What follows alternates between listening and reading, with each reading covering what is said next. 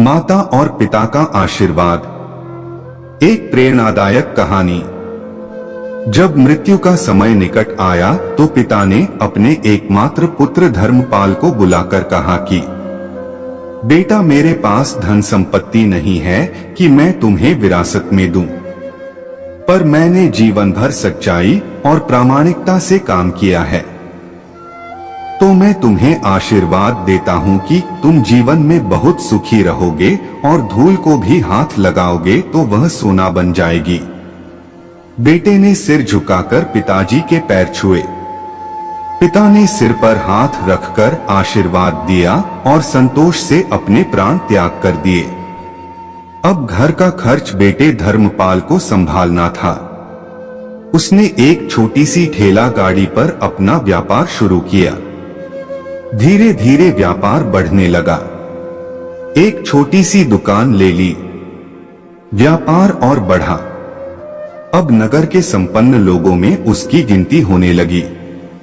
उसको विश्वास था कि यह सब मेरे पिता के आशीर्वाद का ही फल है, क्योंकि उन्होंने जीवन में दुख उठाया पर कभी धैर्य नहीं छोड़ा, श्रद्धा नहीं छोड़ी, प्रामाणिकता नहीं छोड़ी। इसलिए उनकी वाणी में बल था और उनके आशीर्वाद फलीभूत हुए और मैं सुखी हुआ। उसके मुंह से बार बार यह बात निकलती थी। एक दिन एक मित्र ने पूछा, तुम्हारे पिता में इतना बल था तो वह स्वयं संपन्न क्यों नहीं हुए, सुखी क्यों नहीं हुए? धर्मपाल ने कहा, मैं पिता की ताकत की बात नहीं कर रहा हूं, मैं उनके आशीर्वाद की ताकत की बात कर रहा हूं। इस प्रकार वह बार बार अपने पिता के आशीर्वाद की बात करता तो लोगों ने उसका नाम ही रख दिया बाप का आशीर्वाद। धर्मपाल को इससे बुरा नहीं लगता। वह कहता कि मैं अपने पिता के आशीर्वाद के काबिल निकलूं, यही चाहता हूं। ऐसा करते हुए कई साल बीत गए। वह विदेशों में व्यापार करने लगा। जहां भी व्यापार करता उससे बहुत लाभ होता। एक बार उसके मन में आया कि मुझे लाभ ही लाभ होता है, तो मैं एक बार नुकसान का अनुभव करूं। तो उसने अपने एक मित्र से पूछा कि ऐसा व्यापार बताओ कि जिसमें मुझे नुकसान हो। मित्र को लगा कि इसको अपनी सफलता का और पैसों का घमंड आ गया है। इसका घमंड दूर करने के लिए इसको ऐसा धंधा बताओ कि इसको नुकसान ही नुकसान हो। तो उसने उसको बताया कि तुम भारत में लौंग खरीदो और जहाज में भरकर अफ्रीका के जंजीबार में जाकर बेचो। धर्मपाल को यह बात ठीक लगी। जंजीबार तो लौंग का देश है।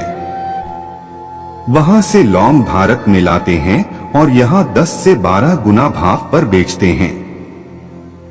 भारत में खरीद करके जंजीबार में बेचें तो साफ नुकसान सामने दिख रहा है। परंतु धर्मपाल ने तय किया कि मैं भारत में लौंग खरीदकर जंजीबार खुद लेकर जाऊंगा। देखूं कि पिता के आशीर्वाद कितना साथ देते हैं। नुकसान का अनुभव लेने के लिए उसने भारत में लौंग खरीदे और जहाज में भरकर खुद उनके साथ जंजीबार द्वीप पहुंचा। जंजीबार में सुल्तान का राज्य था। धर्मपाल जहाज से उतर करके और लंबे रेतीले रास्ते पर जा रहा था। वहां के व्यापारियों से मिलने को उसे सामने से सुल्तान जैसा व्यक्ति पैदल सिपाहियों के साथ आता हुआ दिखाई दिया। उसने किसी से पूछा कि यह कौन है। उन्होंने कहा, यह सुल्तान है। सुल्तान ने उसको सामने देखकर उसका परिचय पूछा। उसने कहा, मैं भारत के गुजरात के खंभात का व्यापारी हूं और यहाँ पर व्यापार करने आया हूं। सुल्तान ने उसको व्यापारी समझकर उसका आदर किया और उससे बात करने लगा। धर्मपाल ने देखा कि सुल्तान के साथ सैकड़ों सिपाही हैं, परंतु उनके हाथ में तलवार, बंदूक आदि कुछ भी न होकर बड़ी बड़ी छलनियां हैं। उसको आश्चर्य हुआ। उसने विनम्रता पूर्वक सुल्तान से पूछा, आपके सैनिक इतनी छलनी लेकर के क्यों जा रहे हैं? सुल्तान ने हंसकर कहा, बात यह है कि आज सवेरे मैं समुद्र तट पर घूमने आया था। तब मेरी उंगली में से एक अंगूठी यहाँ कहीं निकलकर गिर गई। अब रेत में अंगूठी कहाँ गिरी पता नहीं, तो इसलिए मैं इन सैनिकों को साथ लेकर आया हूँ। यह रेत छानकर मेरी अंगूठी उसमें से तलाश करेंगे। धर्मपाल ने कहा, अंगूठी बहुत महंगी होगी। सुल्तान ने कहा, नहीं, उससे बहुत अधिक कीमत वाली अनगिनत अंगूठी मेरे पास हैं। पर वह अंगूठी एक फकीर का आशीर्वाद है। मैं मानता हूं कि मेरी सल्तनत इतनी मजबूत और सुखी उस फकीर के आशीर्वाद से है। इसलिए मेरे मन में उस अंगूठी का मूल्य सल्तनत से भी ज्यादा है। इतना कह करके सुल्तान ने फिर पूछा, बोलो सेठ, आप क्या माल लेकर आए हो? धर्मपाल ने कहा कि लौंग। सुल्तान के आश्चर्य का ठिकाना नहीं रहा। यह तो लौंग का ही देश है सेठ, यहां लौंग बेचने आए हो? किसने आपको ऐसी सलाह दी? जरूर वह कोई आपका दुश्मन होगा। यहां तो एक पैसे में मुट्ठी भर लौंग मिलते हैं। यहां लौंग को कौन खरीदेगा? और तुम क्या कमाओगे? धर्मपाल ने कहा, मुझे यही देखना है कि यहाँ भी मुनाफा होता है या नहीं। मेरे पिता के आशीर्वाद से आज तक मैंने जो धंधा किया उसमें मुनाफा ही मुनाफा हुआ। तो अब मैं देखना चाहता हूँ कि उनके आशीर्वाद यहाँ भी फलते हैं या नहीं। सुल्तान ने पूछा, पिता के आशीर्वाद? इसका क्या मतलब? धर्मपाल ने कहा, मेरे पिता सारे जीवन ईमानदारी और प्रामाणिकता से काम करते रहे, परंतु धन नहीं कमा सके। उन्होंने मरते समय मुझे भगवान का नाम लेकर मेरे सिर पर हाथ रखकर आशीर्वाद दिए थे कि तेरे हाथ में धूल भी सोना बन जाएगी। ऐसा बोलते बोलते धर्मपाल नीचे झुका और जमीन की रेत से एक मुट्ठी भरी और सम्राट सुल्तान के सामने मुट्ठी खोलकर उंगलियों के बीच में से रेत नीचे गिराई तो धर्मपाल और सुल्तान दोनों का आश्चर्य का पार नहीं रहा।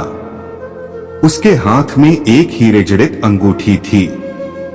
यह वही सुल्तान की गुमी हुई अंगूठी थी। अंगूठी देखकर सुल्तान बहुत प्रसन्न हो गया। बोला, वाह खुदा, आपकी करामात का पार नहीं। आप पिता के आशीर्वाद को सच्चा करते हो। धर्मपाल ने कहा, फकीर के आशीर्वाद को भी वही परमात्मा सच्चा करता है। सुल्तान और खुश हुआ। धर्मपाल को गले लगाया और कहा, मांग सेठ, आज तू जो मांगेगा मैं दूंगा। धर्मपाल ने कहा, आप 100 वर्ष तक जीवित रहो और प्रजा का अच्छी तरह से पालन करो, प्रजा सुखी रहे। इसके अलावा मुझे कुछ नहीं चाहिए। सुल्तान और अधिक प्रसन्न हो गया। उसने कहा, सेठ, तुम्हारा सारा माल मैं आज खरीदता हूँ और तुम्हारी मुँह मांगी कीमत दूंगा। इस कहानी से शिक्षा मिलती है कि पिता के आशीर्वाद हो तो दुनिया की कोई ताकत कहीं भी तुम्हें पराजित नहीं होने देगी। पिता और माता की सेवा का फल निश्चित रूप से मिलता है। आशीर्वाद जैसी और कोई संपत्ति नहीं। बालक के मन को जानने वाली माँ और भविष्य को संवारने वाले पिता, यही दुनिया के 2 महान ज्योतिषी हैं। अपने बुजुर्गों का सम्मान करें, यही भगवान की सबसे बड़ी सेवा है।